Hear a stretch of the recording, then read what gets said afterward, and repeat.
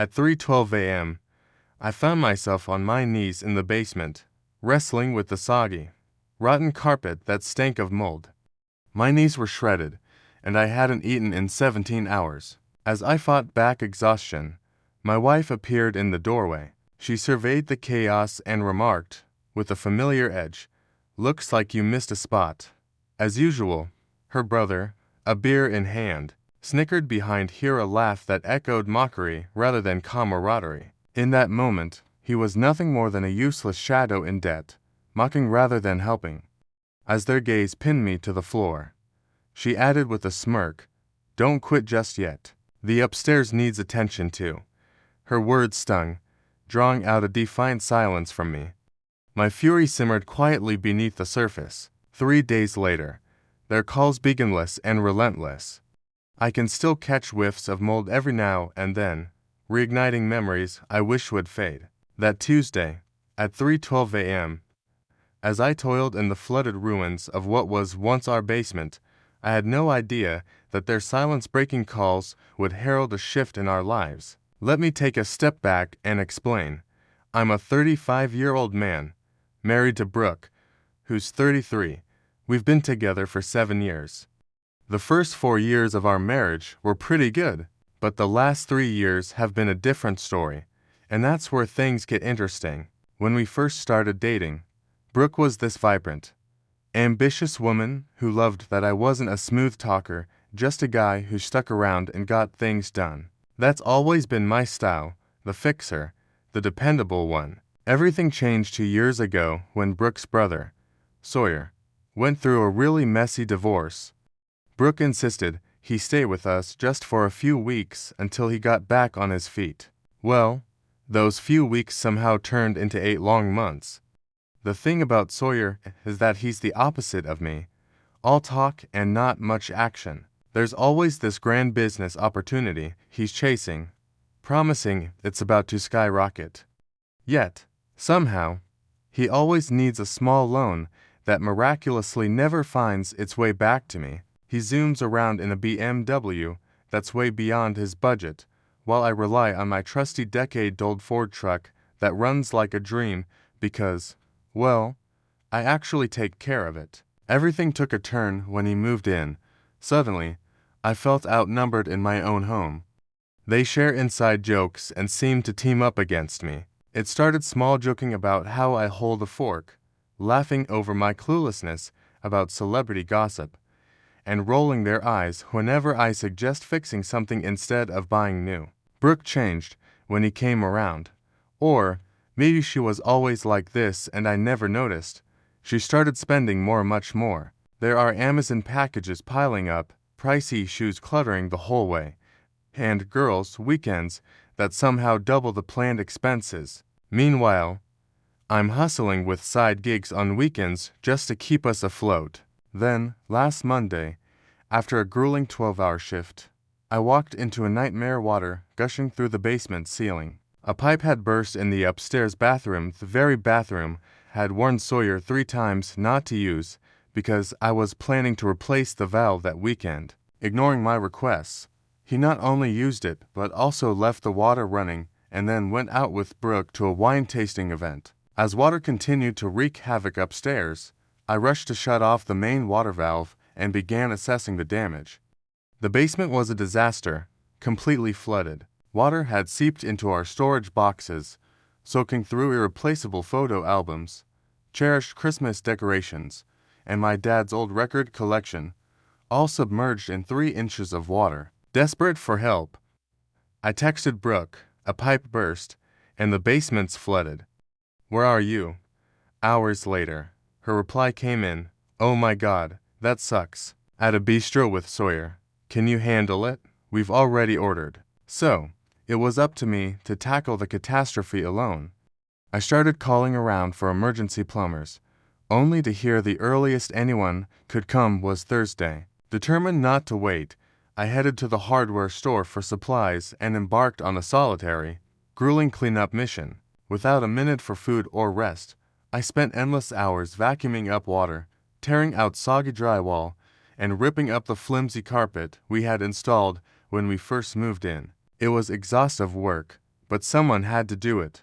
By 3 a.m., I was still going strong, driven by sheer determination and the will to keep pushing forward. My knees throbbed with pain from hours spent kneeling on unforgiving concrete, and my hands screamed with agony, covered in blisters from tirelessly wringing out waterlogged materials. Hunger gnawed at my empty stomach, as I hadn't had a chance to eat since yesterday's lunch. Every muscle in my body protested, aching and sore, while my eyes stung and watered from sheer exhaustion. Suddenly, I heard them return home me a chorus of laughter echoing through the night.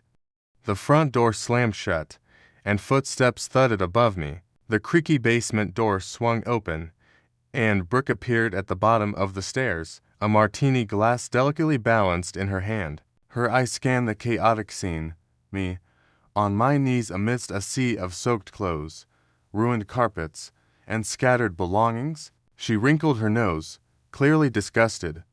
"It smells awful down here," she said, breaking the silence. I just stared at her, thinking about all our 7 years together, and that's the first thing she noticed. Behind her, Sawyer appeared, a beer in hand, looking around the basement like a makeshift home inspector. Taking a deep swig, he chuckled and said, "Damn, man, doesn't your back hurt from dealing with this? Should have waited for a professional?" I told him that the earliest someone could come was Thursday. He shook his head, pretending to be wise. "That's why you need connections," as if his so-called connections had ever amounted to anything. Brooke stepped further into the basement, careful to avoid the puddles. She pointed to a corner hadn't reached yet. "You missed a spot. Like always." Those words stung. Like always. As if my efforts were just another example of how I constantly fall short. Sawyer found it all terribly amusing, but his laughter didn't help. He's not really someone to rely on. He's just a tool, deeply buried in debt. They both chuckled, but it wasn't the kind of laugh that erupts from something genuinely funny. It was the mocking kind where the joke's on someone, not shared with them. I chose to stay silent and continued with my work, focusing on the task at hand. Brooke theatrically called out, "Don't stop now. We still need the upstairs done." With that, they disappeared up the stairs, engrossed in a conversation about some new restaurant they wanted to try over the weekend. I stayed in that basement until 6 a.m., determined to finish cleaning as thoroughly as I could. Exhausted, I showered, changed, and headed to work without a wink of sleep. The entire day felt like I was wandering through a thick fog, my mind replaying those moments on an endless loop. 7 years with this woman flashed before May's 7 years of clocking in extra hours to foot the bill for her spending habits. 7 years of fixing everything while feeling like I mattered not at all. Something inside me snapped. That night, something shifted within me. It wasn't like a big, dramatic movie scene, but more like a foundation that has been slowly eroding, finally giving in after one storm too many. I went through the motions of my day, came home, and barely acknowledged Brooke's chatter about dinner plans before I brushed off the idea of joining them at some trendy new bar. I said I needed to work on the basement, but that was just an excuse. Instead, I went to our home office. For the first time, I really scrutinized our finances. What I discovered shouldn't have shocked me, but it did. Credit card bills showed thousands spent at stores unknown to me, along with unexplained transfers labeled as temporary loans to Sawyer's account. Our once promising savings had dwindled to less than $1,000. For hours, I was buried under bank statements, insurance policies, mortgage documents, and property tax records. I snapped photos, jotted down notes, and created a detailed spreadsheet to make sense of it all. With a growing sense of urgency, I started calling old friends and reached out to my cousin who'd endured a messy divorce last year, searching for guidance and support in navigating this unexpected turmoil. By the time midnight rolled around, I had left a few messages for an old high school friend who's now a financial advisor. With his guidance, I was beginning to shape a plan that was completely above board and wouldn't harm a soul, physically or otherwise. It was my first real attempt to take a stand after years of feeling walked over. As I crawled into bed beside Brooke, a long-lost feeling washed over me, a sense of purpose. Half asleep, she turned and mumbled, asking if I'd finished the basement. Almost.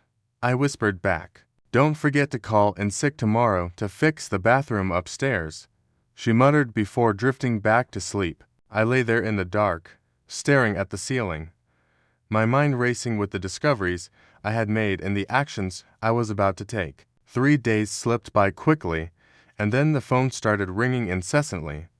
But by then, my plan was already set in motion. Little did I know that my last post would resonate with so many people who felt the same. For those who asked if I snapped and went nuclear, the answer is no. What I did required careful planning. Here's what happened that night in the basement. A strategic 3 days of silence was all it took. I'll never forget the moment. My wife's confidence took a hit as her credit card was declined at Nordstrom. That was just the tip of the iceberg. The day after that pivotal night, I dragged myself to work, fueled by adrenaline and Red Bull, keeping my thoughts to myself. My buddy Mike noticed something was off, but knew better than to push after I muttered something about home stuff. He recognized when to give me space, the mark of a true friend. During my lunch break, I reached out to Derek, my old high school pal who had become a successful financial advisor. Though we weren't close anymore, I trusted him. I needed his insight, man to man, not in any official capacity. We arranged to meet for coffee that afternoon. Sitting across from Derek, I laid it all out for him, stark, cold reality of our financial picture, the burdensome mortgage, maxed out credit cards, our dwindling savings, and loans hanging over us like a dark cloud. Even before Derek spoke, his expression gave everything away. Lucas, he finally said, you're getting bled dry here. He navigated me through my options, reaffirming my resolve to face this storm head-on, not to hide. I didn't go after assets or do anything underhanded. I was just focused on protecting what was rightfully mine while I figured out my next steps. By the time I left the coffee shop, I had a solid plan. Document everything, secure my personal finances, and prepare for whatever came next, letting the consequences unfold naturally. That night, I got home later than usual. Brooke was absorbed in her phone, barely acknowledging me as some reality show droned on in the background. Meanwhile, Sawyer was out networking, his usual euphemism for drinking with people who might fund his next ill-fated venture. Casually, I mentioned that I'd be working overtime for the next few weeks. Brooke's eyes lit up at the prospect of more money, and she immediately started chatting about a weekend spa getaway she'd been eyeing. That sounds fantastic, I replied, encouraging her to go ahead and book it. She seemed taken aback by my easy agreement. Normally, I'd question the cost or suggest cheaper alternatives, but not this time. I was fully supportive of her spending money that we didn't really have. The following morning, on my way to work, I made a crucial pit stop at the bank. I opened a new individual account at a completely different bank and altered my direct deposit to funnel 80% of my next paycheck there. Not enough to ring alarm bells immediately, but certainly enough to make a change. Quietly and meticulously, I spent the next week gathering important documents, snapping photos when I had the house to myself, and organizing everything into a cloud folder labeled New Project. This folder held our financial records and evidence of Brooke and Sawyer's spending, and some of it was truly shocking. I discovered that Sawyer had borrowed over $15,000 in just 8 months, and Brooke had a secret credit card with an $8,000 debt. There were Venmo transfers to people I'd never heard of, and $300 dinners charged on weekday nights. All this time, I had been scrimping and saving, brown bagging my lunches and taking extra shifts on weekends, thinking we were saving for a house renovation. The hardest part of the whole ordeal was pretending everything was normal. I've never been good at hiding my emotions, but anger can be a powerful motivator. Whenever I felt my facade slipping, I just reminded myself of Brooke's face. In the dimly lit basement, I quietly noticed a small missed spot. I played it cool, casually asking everyone about their day. Meanwhile, Sawyer was excitedly discussing his latest business Venturian app that promised to revolutionize dog walking or something along those lines. I kissed Brooke goodbye every morning, but gradually, small changes crept in. I stopped rushing to fix things immediately. The kitchen faucet began to leak, and I casually mentioned I'd get to it soon. The internet kept dropping, and I shrugged it off, saying I'd handle it next week. Their annoyed glances almost made the inconvenience worthwhile. 10 days later, I stumbled upon a modest apartment. It was nothing fancy, a single bedroom, clean, affordable, with a month-to-month lease. I paid the security deposit from my new account, securing the option without moving anything in just yet. 2 weeks in, the first domino tipped over. At work, my phone buzzed with a message from Brooke. "Why is my card declining at checkout?" I let half an hour pass before replying simply that I'd look into it later. I muted my notifications for the rest of the day. When I finally got home, Hurricane Brooke was in full swing. She greeted me at the door, brandishing her phone, recounting the embarrassing scene at the store where she had to leave her items behind, having been unable to use our joint card, which was declined too. Furrowing my brow, I acted perplexed, promising to check our accounts. "I don't understand," I said, peering at our nearly depleted bank account. The mortgage payment went through, but I was sure we had a bigger buffer. Brooke's expression shifted from anger to concern. "This wasn't our usual script. Typically, I'd apologize, transfer money from savings, and sort it out. Not today." "Let me see what happened," I said, pulling up our bank statements on my laptop. "Looks like there are quite a few restaurant charges, and some sizable transfers too. Is that Sawyer's account?" Her eyes flickered away. "He needed help with rent. He's paying us back next week," she murmured. I replied, nonchalantly. "Well, my next paycheck doesn't come in until Friday. I guess we'll be dining in until then." The look on her face was priceless, like I'd. After he got home a little tipsy around 11 p.m., I was in the garage organizing my tools and discreetly packing away some cherished items, family heirlooms, and the tools my dad had left me. Leaning against the door, he slurred, "Heard there's some money drama. Are you guys cutting me off?" I looked up from my socket wrench set and replied, "Not intentionally, just tight until payday." He scoffed, "I'd think you'd have better control of your finances. Isn't that your thing? Being responsible?" I shrugged. "Everyone makes mistakes." Day 17 was when things started to unravel.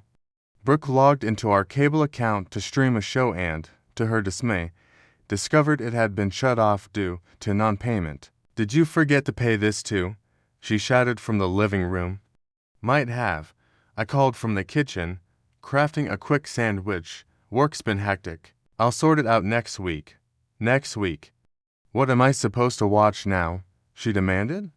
I took a bite, nonchalantly suggesting, "YouTube's free." The following days were a cascade of minor chaos. The luxurious coffee subscription fell through. The cleaning service surprisingly on my tab called about an outstanding invoice, and Sawyer's gym membership, billed to our card, was declined. Through it all, I maintained an air of slightly baffled calm, just a guy caught in the whirlwind of life, losing grip on a few things not suspect at all. On day 21, I took a clandestine personal day, moving into my new apartment and setting up the essentials: an air mattress, basic kitchenware, clothes, crucial documents, family photos, and my laptop. That evening, I inadvertently left an overdue water bill notice open on my computer. Brooke stumbled across it and exploded. "What is going on? It's like you're deliberately letting everything crumble." Shutting the laptop, I met her gaze and confessed, I'm just exhausted, Brooke. Juggling too much, and some things fell through the cracks." "Well, fix it," she snapped. "I can't handle this anymore." The irony of the situation was completely lost on her. But on day 23, the big shock came. Brooke's main credit card was canceled due to non-payment. For years, I had been scraping by, making minimum payments to keep the account afloat, despite her constant maxing out. When my latest payment inadvertently didn't process, they finally cut us off. Brooke called me, furious, from them all, but I let it go to voicemail. The calls kept coming, first Brooke, then Sawyer, then Brooke again and again. At that moment, I was in my new apartment, setting up the internet. My phone buzzed relentlessly, like an angry swarm of bees. By sundown, I'd ignored 27 calls and texted Brooke, in a meeting, we'll call later. That night, I stayed at my new place, resting on an air mattress, and turned my phone off. The next morning revealed a daunting reality: 53 missed calls, 38 text messages, and 16 voicemails awaited me. Most were a frantic chorus of "Where are you?" and "Call me now." But there was one voicemail from Brooke that stopped me cold. Her voice was trembling with fear. "Lucas, Sawyer's friend from the bank called. They said there's something strange with our accounts. You've been moving money around. What's happening? I'm genuinely scared. Please, call me." And so here I am, on day 25 of my silent plan. My phone is still blowing up, and Brooke and Sawyer are in a tailspin as their financial tower of cards crumbles. But for the first time in years, I've never felt more in control. Tomorrow, I'll answer. Tomorrow, we'll have the conversation they won't see coming, and you'll definitely want to hear how that unfolds. First, I want to thank everyone for the support on my last two posts. Your comments have been my anchor as I navigate this storm. Some of you hit the nail on the head about what was coming. So here's the grand finale. After I finally picked up the call on the 8th day, Brooke skipped the pleasantries.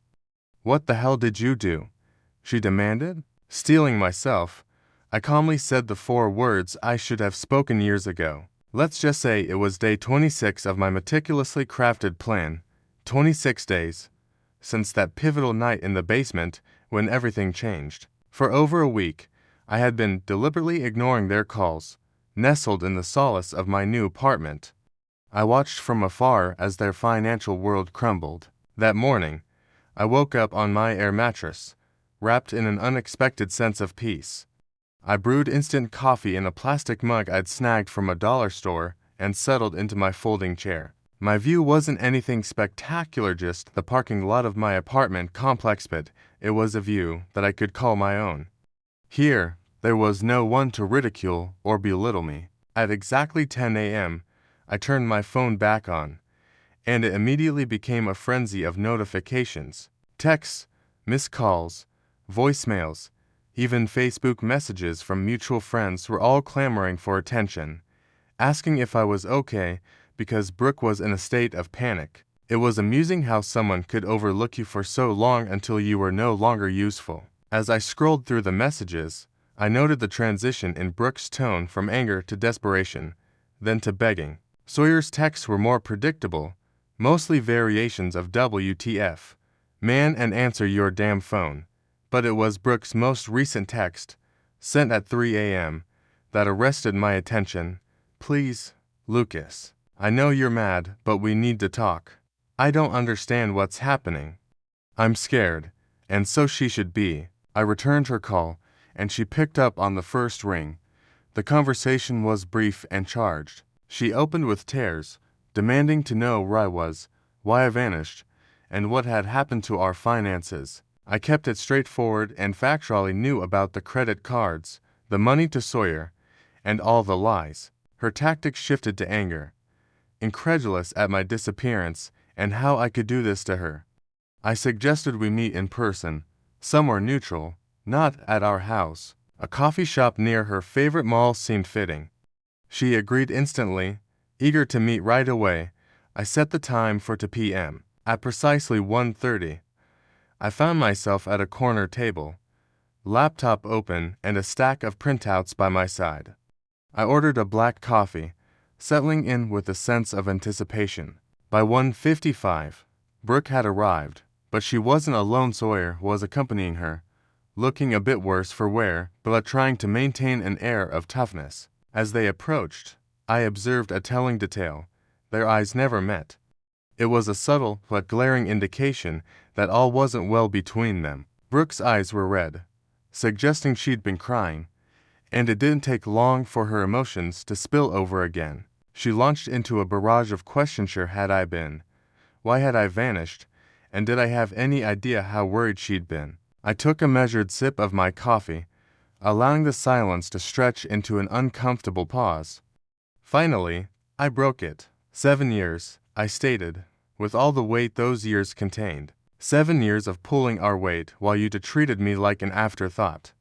7 years of overtime while you indulged in reckless spending, and I faced mockery even in my own home. Sawyer attempted to cut in, labeling my words as dramatic, but I raised my hand to silence him. I'm not finished, I insisted, turning my laptop screen towards them. It displayed a meticulous spreadsheet, 3 years' worth of transactions, transfers to Sawyer, unexplained withdrawals, all color-coded and categorized. $15,000 to Sawyer in just 8 months, I highlighted, my finger resting on the accusatory total. And that's not even counting rent, food, or utilities. I watched as Brooke's expression shifted from sadness to confusion and finally settled into something harder to decipher. You've been tracking all this like spying on us, she questioned. It's called managing our finances, I replied coolly, something one of us needed to take seriously. I didn't stop there. Out came the second spreadsheet, a record of every hurtful comment, every mocking remark, dates, times, exact quotes, a 3-year chronicle of disdain. Sawyer's face darkened, fluctuating between anger and unease. You've been documenting everything we say. Not everything, I corrected, my voice steady, just the parts where you treat me like garbage, I said, cutting straight to the point. Brooke tried a new approach, claiming she hadn't realized how I truly felt. She said we could work things out, that she loved me, but I was prepared.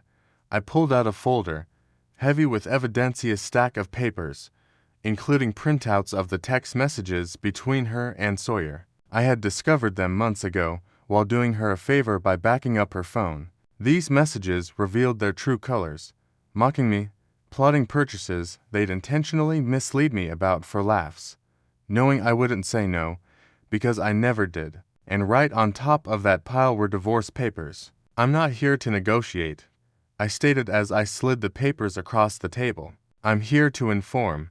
Sawyer began to raise his voice, hurling insults, insisting I couldn't just walk away, claiming I owed them something. And that's when the unexpected happened.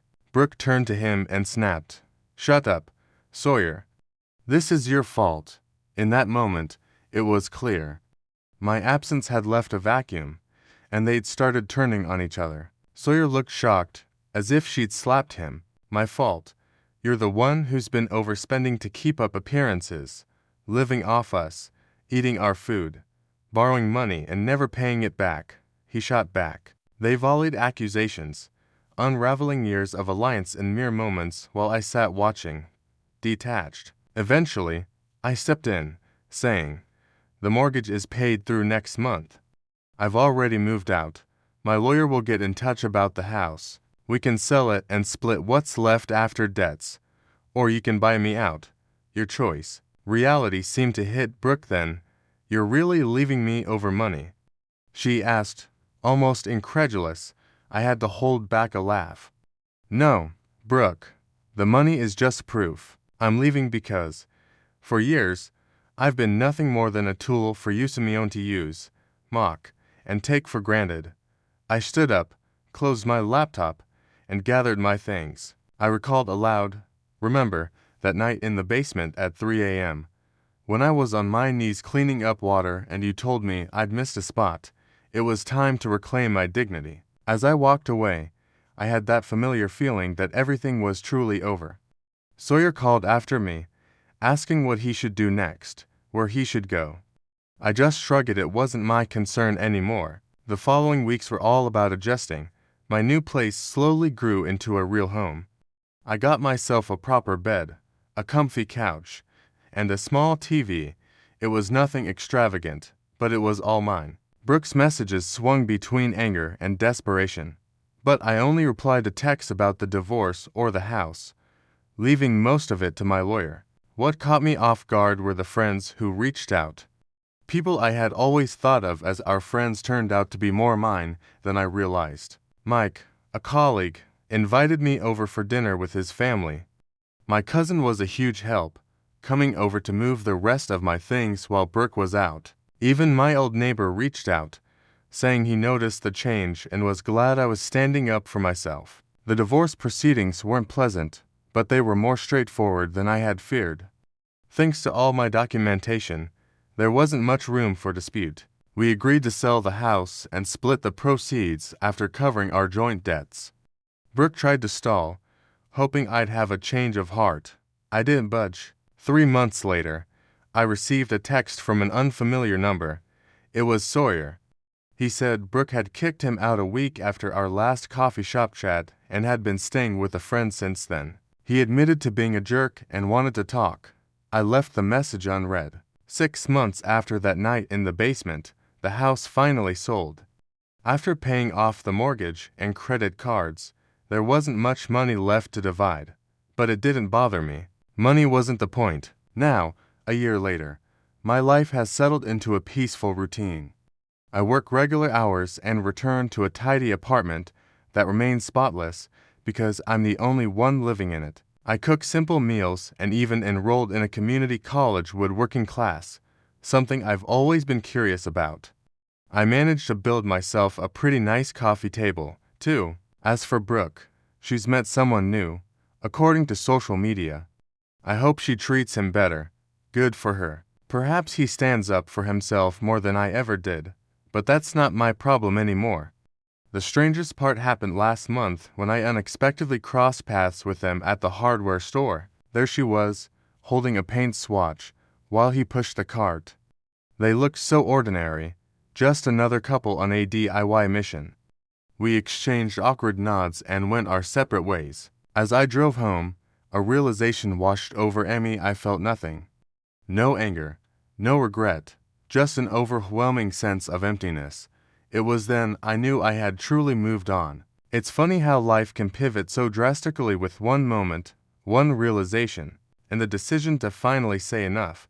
Has anyone else experienced that powerful clarity when you finally see what you've been blind to for years?